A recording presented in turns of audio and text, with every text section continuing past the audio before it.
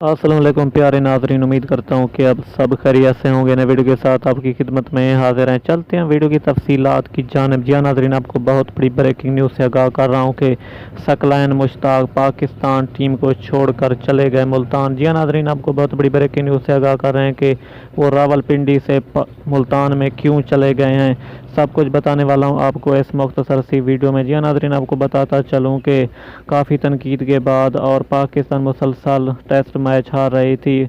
वजह ये थी कि वहाँ पर पिच मौजूद अच्छी नहीं थी। जी हाँ नाजरीन, आपको बताते चलें कि सकलैन मुश्ताक ने राउंड किया है मुल्तान क्रिकेट स्टेडियम का और वहाँ की पिच भी देखी है और उन्होंने बताया कि इस तरह की पिच होनी चाहिए ताकि पाकिस्तानी टीम एक अच्छा रन स्कोर चेज़ कर सके।